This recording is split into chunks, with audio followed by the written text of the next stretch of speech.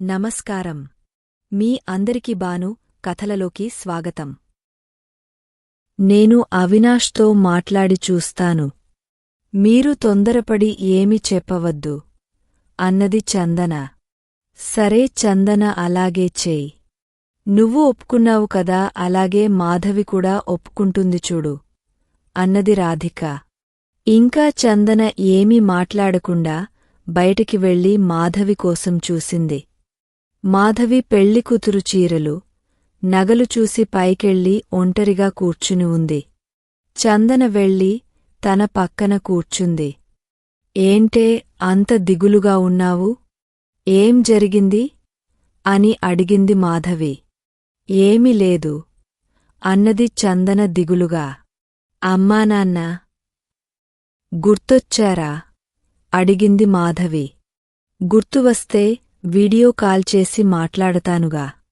ఏమీ లేదులే, ఏదో కాస్త తలనొప్పిగా ఉంది అన్నది. సరే, ఇలాగే ఉంటావా? ఇలా కూర్చుని ఉంటే నీ తలనొప్పి ఇంకా పెరిగిపోతుంది. నాకు మీ ఊరు తిప్పి చూపించవా అని అడిగింది. ఈ ఒక్కరోజు బయటికి వెళ్తేనే గోలగోల చేశావ్. మరి బయటకి నాతో వస్తావా అని అడిగింది. నీతో ఒంటరిగా రాను. సునీత వాళ్లని తీసుకొని వెళ్దాం చెప్పింది మాధవి. సరే, మా బంధువులందరి ఇళ్ళు చూపిస్తాను. అవినాష్ ఇల్లు కూడా ఇక్కడే చూపిస్తాను అంటూ సునీతని కొందరు ఆడపిల్లలను తీసుకొని తన బంధువుల ఇళ్లను చూపించింది. విజయ్ని మాధవి కొట్టడం, విజయ్ మాధవి వెనకాల తిరగడం గమనించిన అందరూ మాధవిని స్పెషల్గా చూస్తూ ఉంటే ఆశ్చర్యపోయింది మాధవి. అమ్మో, మీ బంధువులందరూ నీకులాగే చాలా మంచివాళ్లు. ఎంత బాగా పలకరిస్తున్నారో. వెళ్లిచోటల ఏదో ఒకటి పెట్టి తినమని బలవంతం చేస్తున్నారు. ఇంకా రాత్రికి అన్నం కూడా తినలేను అని పొట్ట పట్టుకుని చెప్పింది మాధవి. సరేలే రా అంటూ అవినాష్ ఇంటికి తీసుకెళ్ళింది. అవినాష్ వాళ్ల అమ్మానాన్నను పరిచయం చేసింది. కొంచెం సేపు మాట్లాడి తిరిగి వచ్చేశారు. నువ్వు పైకెళ్ళు మాధవి, నేను కాసేపు ఇక్కడ ఉండి అవినాష్తో ఫోన్లో మాట్లాడి వస్తాను అని మాధవిని పైకి పంపించేసింది. అప్పుడే సాయంత్రం కావస్తుంది. పందిరిలోని ఒక కుర్చీ తీసుకొని కాస్త దూరంగా వేసుకొని అక్కడ కూర్చుని ప్రశాంతంగా ఊపిరి పీల్చి వదిలి, ఏంటో యుద్ధానికి వెళ్తున్నట్టే ఉంది నా పరిస్థితి అనుకుంటూ అవినాష్కి ఫోన్ చేసి విషయం మొత్తం చెప్పింది. ఆ మాట వినగానే అవినాష్ చాలా సంతోషపడ్డాడు. విజయ్ సంగతి నాకు తెలుసు. తను ఏమి మాధవిని ఇబ్బంది పెట్టడు. పైగా నువ్వు మాధవి బంధువులు కూడా అవుతారు. జీవితాంతం కలిసి ఉండవచ్చు. మాధవి కోరికలు కూడా తీరుతాయి. నువ్వు ఇంకేమీ ఆలోచించొద్దు. మాధవిని ఎట్టాగైనా ఒప్పించు అన్నాడు అవినాష్. అవినాష్ మరి మాధవికి ఇలాంటి ఆలోచనలు ఉండవు కాబట్టి మాధవితో మాట్లాడి లాభముండదు. తర్వాత ఇంటికెళ్ళాక చూసుకుందాం అని చెప్పనా అని చందన అడిగింది. విజయ్కి నచ్చింది. పెద్దమ్మకి నచ్చింది. పెదనాన్న కూడా రేపు వచ్చి అమ్మాయి నచ్చింది అన్నాక మళ్ళీ అట్నుంచినో అని అంటే అస్సలు బాగోదు. ముందు మాధవికి చెప్పి ఒప్పించు. తర్వాత వాళ్ల పెద్దవాళ్లతో ఎలాగైనా మాట్లాడవచ్చు. మాధవి ఒప్పుకోకపోతే మనందరం కలిసి ఒప్పించవచ్చు. తనకి ముందు విజయ్ ఇష్టపడుతున్న సంగతి, పెద్దమ్మ ఒప్పుకున్న సంగతి చెప్పు. అసలు తన మనసులో ఉన్నది ఏమిటో కనుక్కో అని గట్టిగా చెప్పి ఫోన్ పెట్టేశాడు అవినాష్. చందనకి మాధవితో మాట్లాడటం ఇష్టం లేదు. ఒకవేళ మాధవిని తాను ఒప్పించిన కూడా మాధవి వాళ్ల అమ్మమాట బావ మాటని కాదు అని మాధవి ఏ పని చేయదు. కాబట్టి ముందు భారతితో మాట్లాడితే బాగుంటుంది అనుకుంది. మళ్ళీ కాసేపు ఆలోచించింది కాని భారతి మాధవిని కుమార్కి ఇచ్చి వివాహం చేయాలని అనుకుంది. కాబట్టి భారతి ఒప్పుకుంటుందో లేదో అని అనుమానం కలిగింది.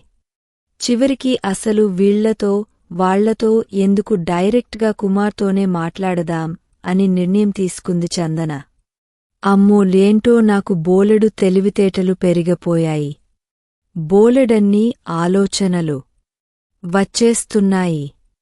ఇలా ముందే ఆలోచించి ఉంటే నాకు ఇంకా ఎక్కువ మార్కులు వచ్చి ఉండేవి. నేను ఇంత బాగా ఆలోచిస్తానని నాకు కూడా తెలియదు. ఇప్పుడు నా ఆలోచనలన్నీ మాధవికి చెప్పాలి. ఎంత ఆశ్చర్యపోతుందో. కాని తర్వాత నా తాట తీస్తుంది. తిడితే తిట్టింది కాని నాకు దూరం అవకుండా ఉంటే చాలు. ముందు దీని బావకి ఫోన్ చేసిన తర్వాత నేను ఎలా ఆలోచించానో దీనికి చెప్పాలి. అవినాష్ నాకు ప్రపోజ్ చేసినప్పుడు కూడా నేను ఇంత ఆలోచించలేదు అని తన గురించి తానే మురిసిపోయింది చందన. అంతా బానే ఉంది. ఇప్పుడు దీనిబావతో ఎలా మాట్లాడాలి? ఈయన ఏమంటాడో? నేనేమన్నా ఫోన్ చేస్తే తర్వాత మాధవిని తిడతాడేమో? లేదా నన్నే డైరెక్ట్గా తిట్టేస్తే ఏం చేయాలి? అని కాసేపు టెన్షన్ పడింది.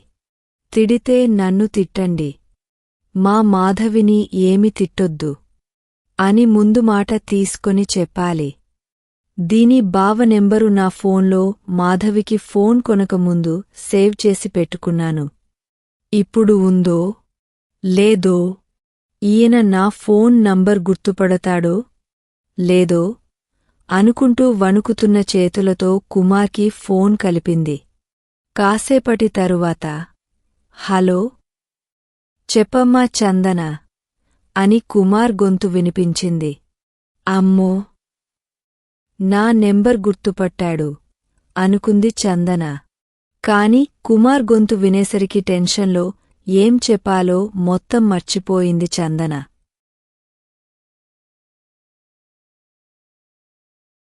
హలో హలో ఏంటమ్మా, మాధవి బానే ఉందా అని కాసేపు కంగారు పడ్డాడు కుమార్. మాధవి బాగానే ఉంది. కాని మీ గొంతు వినగానే నేను చెప్పాలనుకున్నదంతా మర్చిపోయాను. మళ్ళీ గుర్తు తెచ్చుకుంటున్నాను. కాసేపు అలాగే ఉంటారా? నేను గుర్తు తెచ్చుకొని చెపుతాను అన్నది. కుమార్కి చందన ఏం మాట్లాడిందో ఒక్క ముక్క అర్థం కాలేదు. పని సమయంలో ఫోన్ చేసి ఇలా మాట్లాడుతుందేమిటి ఈ పిల్ల అనుకుంటూ అలాగే ఫోన్ పట్టుకుని నిలుచున్నాడు. కాసేపటి తర్వాత చందనకి అన్ని గుర్తొచ్చాయి. హలో, మరి నేను ఏం మాట్లాడినా మీరు మాధవిని ఏమీ తిట్టకూడదు. ఇది నేనే మాట్లాడుతున్నాను. నేను ఫోన్ చేసిన విషయం కూడా మాధవికి తెలియదు. మీరు మాధవిని తిట్టరు అంటేనే నేను మాట్లాడతాను అంది చందన.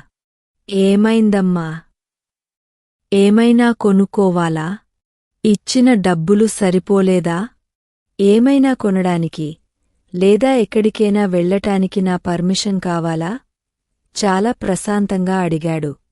మీరు ఇంత ప్రశాంతంగా మాట్లాడుతూ ఉంటే నేను కూడా మాట్లాడతాను. మరి కోపం తెచ్చుకోకూడదు, మీరు తిట్టకూడదు అంటూ విజయ్ మాధవిని చూడగానే ఇష్టపడటం, రాధిక కూడా మాధవిని ఇష్టపడటం, మాధవిని పెళ్లి చేసుకోవాలని వాళ్లు అనుకోవడం చాలా నిదానంగా భయపడుతున్న గొంతుతో చెప్పింది చందన. చందన ఒక్కొక్క మాట చెప్తూ ఉంటే కుమార్కి బాధ, కోపం, అసహనం అన్నీ ఒక్కసారిగా చుట్టుముట్టాయి. తనని అనవసరంగా పాల్వంచికి పంపానేమో అన్న బాధ పెరిగ పెద్దదైపోయి హృదయమంతా ఆక్రమించుకుంది.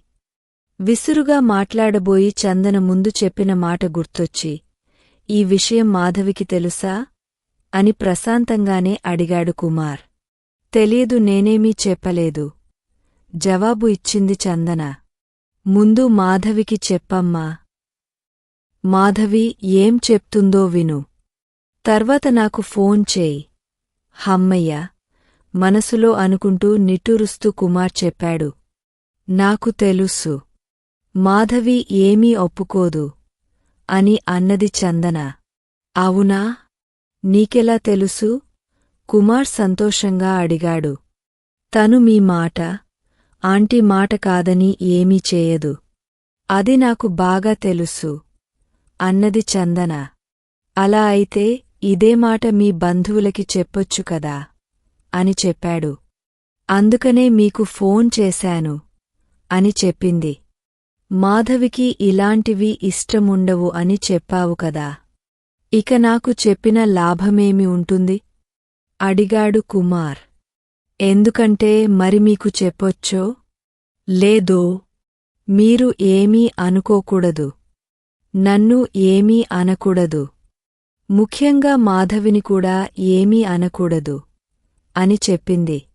సరేనమ్మా, చెప్పు, కోపాన్ని విసుగుని అణుచుకుంటూ కుమార్ చెప్పాడు. మాధవి కోరుకున్న జీవితం ఇదే కదా. చందన నసుగుతూ మెల్లగా చెప్పింది. అంటే? అయోమయంగా అడిగాడు కుమార్. మాధవికి చిన్నప్పటినుంచి చాలా కోరికలు ఉన్నాయి. మంచి మంచి బట్టలు వేసుకోవాలి, నచ్చినవి తినాలి, నచ్చినవి కొనాలి అని. ఇవన్నీ నేను చేస్తాను అన్నా తనకి ఇష్టముండదు. అలాగని మిమ్మల్ని అడగడానికి ఫీల్ అయింది. స్కూల్లో పిక్నిక్కి వెళ్లటం నుంచి కాలేజీలో సినిమాకెళ్లే చిన్న చిన్న సరదాలు కూడా మిమ్మల్ని అడగడానికి భయపడి, బాధపడి అడగలేదు. ఆంటీ కూడా మీకు తప్ప తనకి ఎప్పుడు సపోర్ట్ చేయలేదు అని ఎప్పుడూ నాతో చెప్పి బాధపడుతూ ఉంటుంది అని ఒక్క క్షణం ఆగా ఊపిరి పీల్చి వదిలింది. మళ్ళీ తను స్వేచ్ఛగా ఉండాలనుకుంది. మీ ఇంటిని జైలులా భావించింది. ఆంటీ ఎప్పుడు తనతో ప్రేమగా మాట్లాడలేదు అని, అక్క కూడా తన గురించి ఎక్కువగా పట్టించుకోదు అని బాధపడుతూ ఉంటుంది. మీరు అన్ని బాగానే పట్టించుకుంటారు, కావాల్సినవన్నీ చూస్తున్నారు. కాని తనకి మీ దగ్గర తీసుకోవడం ఇష్టముండదు. మీ నాన్న ఏమైపోయాడు? మీరు మీ బావ దగ్గర ఎందుకు ఉంటున్నారు? మీ బావ ఇదంతా మీకు ఎందుకు చేస్తున్నాడు? అప్పుడప్పుడు వీధిలో వాళ్లు తనని అడుగుతూ ఉంటారంట. ఆ మాట నాకు చెప్పి తను ఎప్పుడూ బాధపడుతూ ఉంటుంది. మీ దగ్గర ఉండడానికి తనకి ఇష్టం లేదు. అలాగని వెళ్లడానికి ఇంకో దారి లేదు. అందుకే చదువుకుని ఉద్యోగం సంపాదించుకొని అక్కడనుంచి వెళ్ళిపోవాలి అనుకుంది. కాని చదువుకోవటానికి మళ్ళీ మీరే సహాయం చేయాలి. కాని తన కల విజయ్ నెరవేరుస్తాడు. దానికి వాళ్ల నాన్నని వెతుక్కోవాలని కోరిక. అది కూడా విజయ్ తీరుస్తానని చెప్పాడు. అది కోరుకున్న చదువు చదివిస్తానని చెప్పాడు. అది కోరుకున్న జీవితం తనకు లభిస్తుంది అన్న ఒక్క ఆశతోనే నేను మీతో మాట్లాడుతున్నాను. విజయ్ చాలా మంచివాడు, మీరు ఎంక్వైరీ చేసుకోవచ్చు. విజయ్ గురించి మా అమ్మ నాన్నతో కూడా మీరు మాట్లాడవచ్చు అని చెప్పి గట్టిగా ఊపిరి పీల్చుకుంది చందన. ఒక అమ్మాయిని చూడగానే నచ్చిందని తన తల్లితో చెప్పిన వ్యక్తి మంచివాడే అయి ఉంటాడని కుమార్ కూడా అనిపించింది. కాని ఆ అమ్మాయి మాధవి అవడమే తన సమస్య. మాధవికి తనంటే ఇష్టం లేదని కుమార్కి ముందునుంచే తెలుసు. కాని ఎందుకు ఇష్టం లేదో ఇప్పుడు అర్థమైంది. మాధవి తన దగ్గర ఉంటే ఆమె ఆనందంగా ఉండదు. ఆమె కోరుకున్న జీవితం తాను ఇవ్వలేడు. అది కూడా అర్థమైంది. కాని మెడలో తాళి కట్టిన దగ్గరనుంచి ఆమె తన సొంతం అనే భావన అతని నరనరాల్లో జీర్ణమైపోయి ఉంది. అదొక్కటే అతనికి బాధ కలిగించింది. కాని ముందునుంచి కష్టాలు పడడం అలవాటైపోయిన కుమార్ తన మనసులో వస్తున్న ఆలోచనలను బలవంతంగా అణుచుకుంటూ కొద్దిసేపు మౌనంగా ఉండిపోయాడు. ఇప్పుడు నన్ను ఏం చేయమంటావు? అని కుమార్ అడిగాడు. మాధవితో నేను మాట్లాడి ఒప్పిస్తాను. మాధవి మిమ్మల్ని అడిగినప్పుడు మీకు ఇష్టమే అని చెప్పండి చాలు అని ప్రాధేయపడుతూ అడిగింది చందన. సరే అనేసి వెంటనే ఫోన్ పెట్టేసి మౌనంగా కళ్లనుంచి కన్నీరు కారుతుంటే తలదించుకొని కాసేపు కదలకుండా కూర్చుండిపోయాడు కుమార్. ఏమైంది బావా? ఎందుకు అలా ఉన్నావు? అని కంగారుగా అడిగాడు సుబ్బు. ఏమీ లేదు సుబ్బూ.